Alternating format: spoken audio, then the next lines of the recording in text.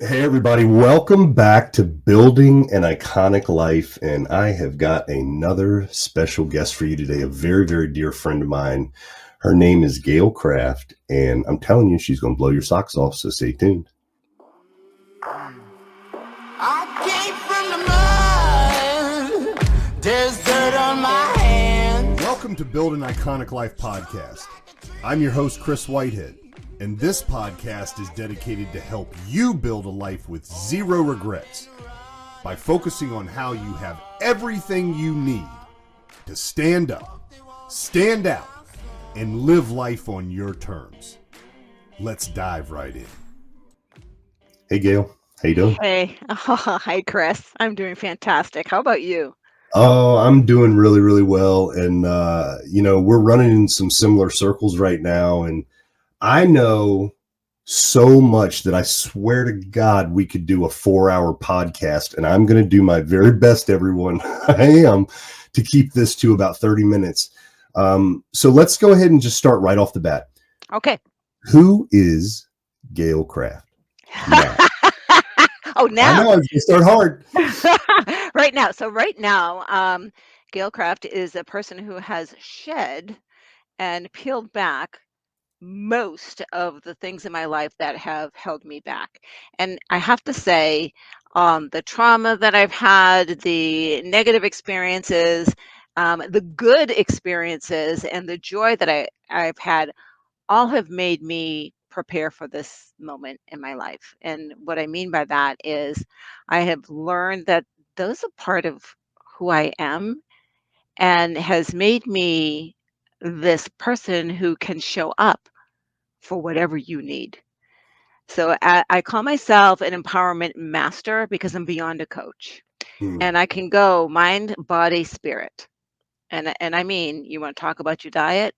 I can, if can't give it to you, I'll find who does. But what you eat is important. How you behave is important. What your choices are important. How you process information is important, and how you take care of yourself mentally as well as physically is important.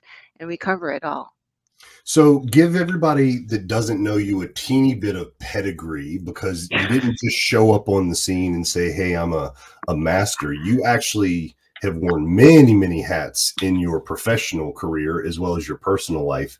You mind sharing with people a little bit about what you've done? Well, we can start with I am a kid from the streets of Boston.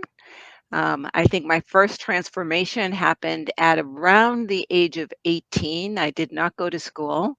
I was working in a very prestigious office in an important role dealing with high level executives with our customers and realized I had this really thick inner city accent.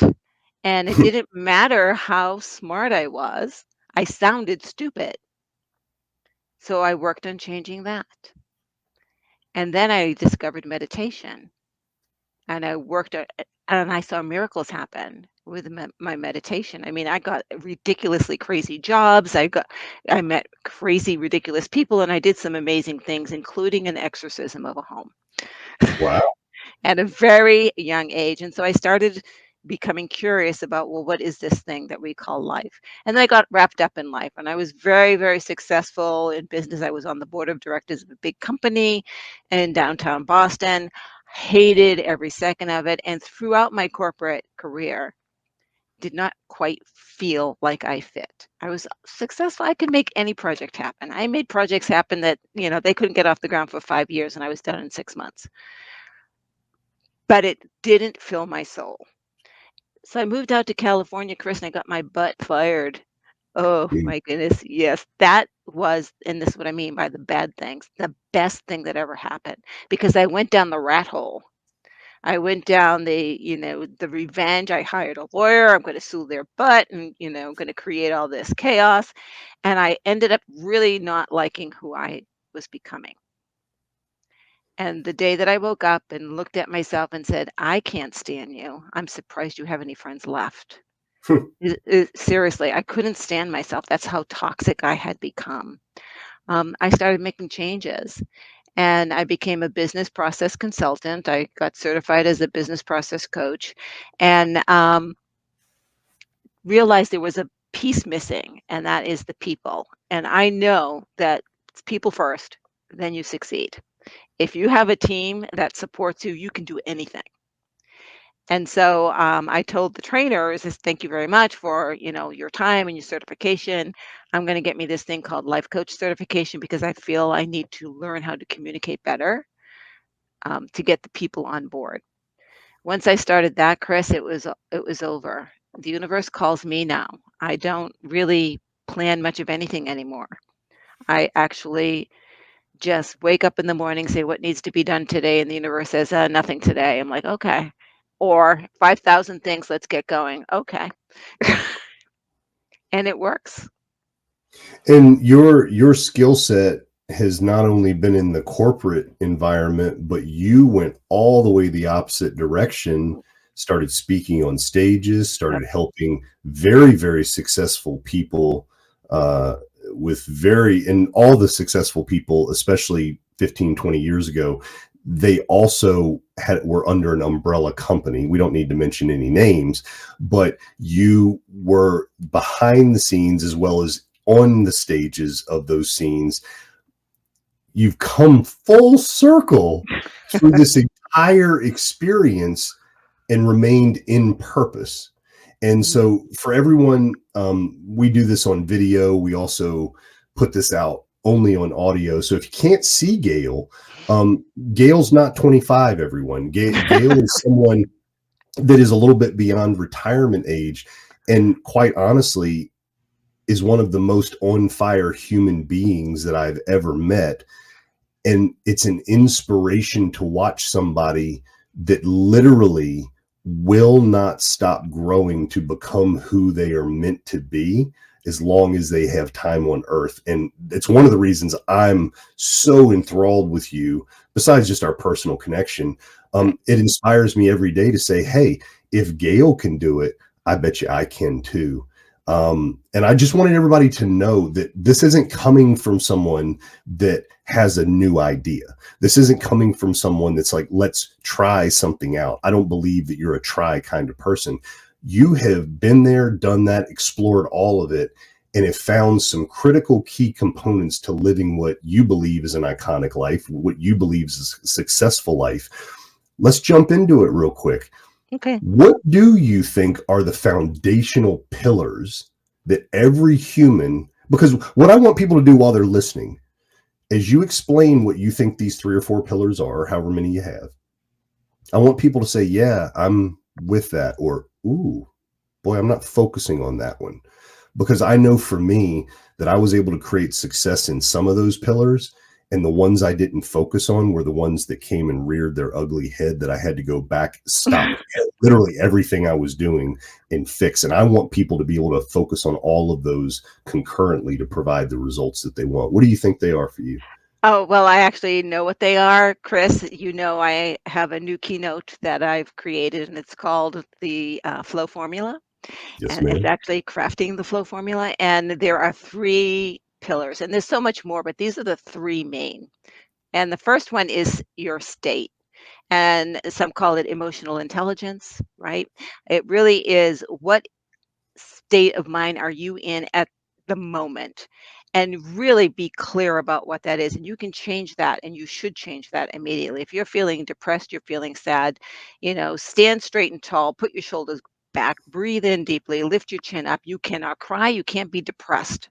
If you do, you can't. Your physical body will not be concurrent with your emotions, and your emotion will change. Yeah, Your it's physical, actually chemical yes. because of the movement of the body. Chemicals move different inside of you that change that state of being. I Right. agree. Right. And so it's very simple, right? If you I'm feeling depressed, I don't know what to do. Well, stand up, move, right? Stand up tall and be proud. So that's the first one, your state. The second one is, what is your intention? And what I mean by that, Chris, if you are a leader, if your intention is to manipulate and get your team to do something, you may call it perform. Your intention is known, even if it's just subjectively, and you will not keep good people on board. If your intention is to lead, to support, and to help them succeed, That's a whole different category. So be clear and be honest about your intention. Because if your intention is to manipulate, there are companies that you could work for. That's their intention. Please align yourself with the company that meets your particular values. Doesn't matter. There's no good or there's no bad. Just align. Just align, But align, there are align. consequences, everyone. Remember that. Yeah, I don't that want to go company may not deep dive last into long, anything, but I'm just saying, right. Maybe there isn't good or bad, but there are consequences. So, right? Yeah, they're so definitely. number Well, number it's one called is what is your karma. state? Number Yeah. one is what is your state? Yep. Number two is what is your intention, which Right. gets into core values, like what do you truly stand for? And Right. what's the third? And the third one, I'm calling it mindful routine. And that's, Chris, you know what that stuff is. In the morning when you get up, don't be rote about what you do. Be mindfully aware of what you're doing. You get up, I'm going to say the M word, meditate. Right? Okay. And if you have a reaction to that word, then just sit there quietly for just 5 minutes and breathe and pay attention to your breath. Don't meditate, just relax. And think about the parts of your body that you want to relax. Look at your forehead, relax your eyebrows, relax your ears, relax the jaw, relax the back of your neck, relax your lower spine. Where do you hold your tension? Put your focus there and relax it. Don't start your day off tense. It'll ruin your day. So if Yes. nothing else, relax. And here's the key about when you relax, you get yourself out of fight or flight. The resources that your brain uses to function says, "Oh, I'm not in fight or flight and I have all this energy, all these resources. What am I going to do? I'm going to get creative. I'm going to get step step into my imagination. I am going to think about something greater than what's right in front of me." You will come up with solutions that'll blow your mind because you're allowing your body not to be locked in to fight or flight. Does that make sense? Oh, it more than makes sense. I live Yeah. my life that way, Yeah. and it is literally the most joyful. Like my life is joyful, and that doesn't mean that everything that happens in my life is wonderful. Somebody tried to sell me, and I think everybody in the world that you finally arrive somewhere and nothing ever hurts, and you can be all powerful, and it's a hog of horse shit. Everybody, the truth is the more you achieve, the more you're required to serve. And just that's a blanket statement. How you serve is how you serve. But the joy for my life is I feel tapped in. I won't say in control. That's not true. I don't feel in control. Actually, the more I grow, the less control I feel that I have. But I feel very tapped into my purpose. I feel very tapped into being present in the moment, not tomorrow, not yesterday, but right here, right now. And what's happening is my days used to go by really fast all the time. I now have memories. I'm willing to remember things and hold them and see the beauty in a moment that I used to not be able to see. And so I won't say that life is slowing down, but I will say that I'm capturing more of it. And that creates a joy in me because of one thing that you said. There is an opportunity for my creativity, exactly how I was made to show up in that moment to help make a better meal. I'm not always doing it by myself. And it's fun because like you're one of those people in my world that I get to do that with. And I'm beginning to only accept those people in my world or people that are interested in learning more about it, because the rest of the stuff that comes around to me is becoming noise. It's Oh, just and it's noise. it is noise, Chris. I wrote down the word control, and then a whole bunch of other ideas came into mind, but I think I want to get back to that word. I'm a reformed type A control freak. Yeah, me too. I mean, seriously. Um, Everything had to be perfect. I had a sister-in-law who used to say, "Gail, I could eat off of your floors. How do you do it?" Right? It had to be perfect. Well, that's not so much the case anymore because what is important? Is it important to have my floor clean? Up to a certain point, yes. But do you have to be able to eat off of it? Of course not, right? What are my priorities and why did I control?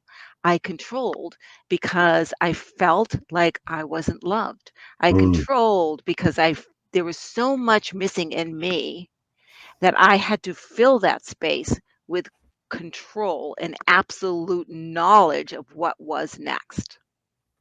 What happens to us control freaks when that absolute knowledge is proven wrong?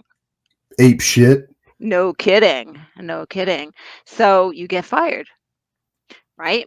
I mean, I stayed in a company that I knew was not the right place for me because I believed I could control the environment and make it change. Come on, a national companies, I'm going to make them change? Of course not. Right. Of course not, right? But I learned so much from that, and because of all of the experiences that I've had, Chris, I'm able to show up for my clients and show up for my friends and say, I understand. I don't know what you're going through because no one knows your brain, but I can certainly empathize because I've been in similar situations and be honest about it. There's a I was looking this up while you were talking because this is the life that you're living. It's the life that I'm living. It's the life that we're encouraging people to live, and it's scary, everybody, because um, it's it's much easier to remain in a false sense of security. And I say false sense of security because there is no such thing as security, everyone. At any moment, the anthill can get knocked down. Mhm. And it doesn't matter how much money you make. It doesn't matter how many moats you put around your castle. None of that matters. The enemy has a funny way of infiltrating all of that. But I was looking up a book I listened to about a year ago, and it's called The Surrender Experiment by Michael A. Singer. And it's not a religious book, but it is about a man who became a multi-billionaire running a company who followed yogi practices. And the idea behind the book, and I recommend everybody read this or listen to it Absolutely. like I did, Mhm. but the idea behind it is that he allowed life to happen to him. So no matter what happened, he just moved in the direction that life was pushing him, and he let go of control. And by the way, multi-billionaire, and not to be a spoiler, but there was a time in the book where that was all being threatened. And it was the way he handled that threat that to me is the crescendo in the whole book that I don't want to give away to anyone. But it's exactly what you're talking about right now. Learning to let go allows us to live. And it doesn't mean that we're irresponsible. It doesn't mean that we don't fulfill the integrous things that we've said to our business partners, our spouses, our children, our parents, whomever it is. You do those things as well, but you begin to do them with this sense of being in a flow state. And I know that's what your formula is. So talk to everyone a little bit about what a flow state means to you. Oh, a flow state is it's similar to what you were just talking about. A flow state means that I allow myself to go down the river and I'm not paddling up the river, right? You're not It's pushing on the pull door. oh my God, there's my entire life before this has been grab the boulder and pull myself up the river and then wonder why I was ending up down the river some more. So, Right. it's stop fighting it and enjoy life. So life is here for us to celebrate, for us to experience, for us to find some joy, and find it. And if you're not finding it, then change your circumstances and don't allow yourself to get caught up in the past and we could go on forever. I'll give you a quick example of recently something happened in the family and my daughter called and I was in Indiana with my son and she's like, well, what are we going to do? This is happening. This is happening. I'm like, honey, that's probably not going to happen for about 6 months. I'm really concerned with like right this minute, right now. But we need to think about this. Well, we need to consider that there are options, but we don't have to angst about it. No, I'm not going to get into this conversation. She was furious. Chris, within 2 days, circumstances changed, and that was a mooch. It was ridiculous, a waste of Yeah. time and a waste of energy. Yeah. Right. And I refused, and she was so frustrated. I refused to go down that path. So flow is refusing to go down a path that has nothing to do with right this minute, because the only reality is this minute. I wish people would take more time to ponder what you just said. There is no more time than this minute. I've literally spent decades thinking about that one sentence. And I know that makes me weird, everyone, so I don't give a shit. But one of the things that I've learned in the process of the now, and this has been a hard one, so you guys that are listening to this especially, take note. It's okay to feel without having to place anything with the feeling. Who's at fault for the feeling? Or I need to express the feeling, or I need to run away from the feeling. See, you can be going through something that is horribly negative and still be joyful. You can be going through something that is horribly negative and allow that process to take place instead of hindering it, simply by acknowledging the fact that you're having a feeling, because that allows you to be in that moment. I promise you that your body, if you give it time, will say, okay, I'm done feeling like this now. And then the solutions will start showing up. And just like you said, and I'm aware of this too, I run multiple companies. I've got multiple people that I'm talking to. I have a family. We've got children that are coming of age. There's a lot of woo-san, rubbing my earlobes and taking long walks. Just for the fact of people like to worry about the future or ponder the past. And most 90 some percent of all problems tend to work themselves out. And I've learned that because I would have gone crazy running businesses and family if I didn't. But the one thing that I recognized in me is that I'm a guy and I'm a fixer. So if somebody has a negative feeling in the past, I wanted to attach to that feeling and I wanted to fix that feeling. And what I was doing is I was telling people as a leader, it's not okay to feel how you feel right now. Now, that's not what I was saying out of my mouth, but it's truly what I was telling them. It's not appropriate for you to feel this. Well, one of the tenets that I've learned is feelings are feelings and you're allowed to have them. So all you tough, I'm going to be nice, all you tough guys out there, if you're going through something, feel it, allow it to happen, and don't place anything on top of it. Just let it be what it's going to be and let it pass. And what I've experienced for myself is that when I do, I tend to make better decisions.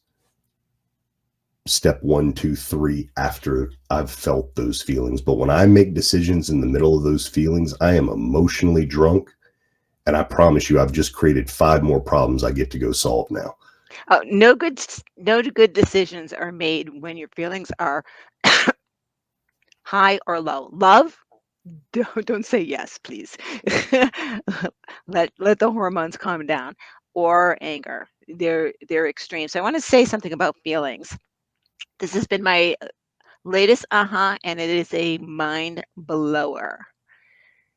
The feelings that you feel, the second that you say, I feel sad, I feel angry, I feel whatever, you have just pulled the feelings from a folder in the past and you say, I recognize this feeling as anger. Let me go in my anger folder and see what that means. And it makes it worse because you've now labeled it, and your body is going to say, oh, that's how I'm supposed to react to that feeling, right? So you are bringing the past forward, right? Or projecting in the future, In a when things, millisecond, everybody, in a millisecond. It's oh, in not a like minute. this is a Yeah. conscious process that you're going through. It's Yep, yep.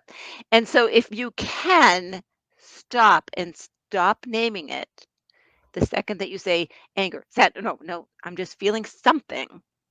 Oh, where is that something in my body? Where am I feeling it in my body? Huh. Start describing it not with a label, but with, is it hot? Is it cold? Is it big? Is it small? Is it square? Is it round? Is it red? Is it yellow? However you want to see it, but not labeling it. because you're now getting curious about it, it'll dissipate. It'll go. That's awesome. That's an awesome practice. Yeah. Yeah. So we only have a few minutes left, and I want to. What are you doing right now? What are you getting ready to do next week? Oh, well, next week I will be at a symposium. It is a business technology leader symposium, and we're going to be talking about getting into flow. Getting into flow with C-level executives. Yeah. You know, one of the biggest things that I've learned coaching really high-level people is on the surface, they have to be very corporate. Makes sense. But they're some of the most woo-woo people I've ever met. They are people that are willing to dive into the unconscious mind. They're people that are willing to explore new ways of being a high-level person. And one of the things that I think is beautiful, Gail, is you're going to be on stage Yes. doing that, Yes. talking to C-suite executives about being in a flow state. Yes. And about mindful routines. Have we come a long way in the world, everyone? Oh, it's going to be beautiful. It's going to be beautiful. So what else are you doing right now? What are your intentions for the near future? My intentions for the near, as I said to you before, it's kind of in flow. Mhm. So my intentions is to get on stage more often with the flow formula and share that wisdom. It really is a mind blower, and expand that a little bit. I'm chewing around writing a book around it. And of course, I've got my podcast, the Empowering Process podcast, which gets into the difficult conversations. I talk about the pain. I'm talking with people, I mentioned to you earlier, that have severe trauma in their life, and they have learned how to travel through it and transform and alchemize it. Yep. And if they can do it, I hate this. If they can do it, you can do it. I hate that, because I know whenever anyone said that to me, I would react. But it gives hope to people who may not have hope. Yeah, and it's a deep dive, everybody. Like Yeah. it's not a fluffy podcast to listen to. It gets into the real conversations with real people, and like I like to say, that are in the trenches with it. Like they're Hmm. not effing around. They've been there, they've done that, they've overcome it, and you're connected to some extremely powerful people around the world, and it's really cool that you're getting them on your podcast. I really believe, I remember when you called me up and told me about the formula, how it just kind of came to you. And I was talking to you about all these books I was reading and these thoughts I was having and everything. And it just started syncing up. Like I'm going through an experience, you're creating something on the back end of it that actually explains how that formula works.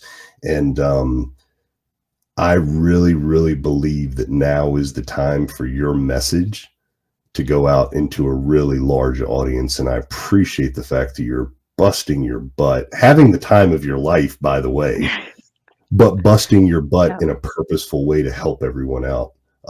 It's one of the things that I believe makes you so damn iconic. Yeah. You're unwilling to settle. I love No, that about you. never was, never will. No point. Scrappy Boston girl, moves to California, changes her accent, everyone, and changes the world. Gail, if people want to get in contact with you, what are some of the best ways they can do that?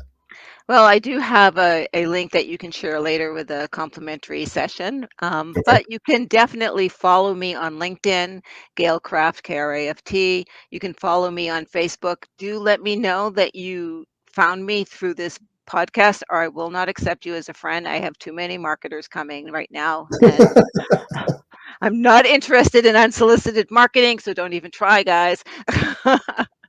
um, but yes, Amen. definitely those are the two places that I frequent.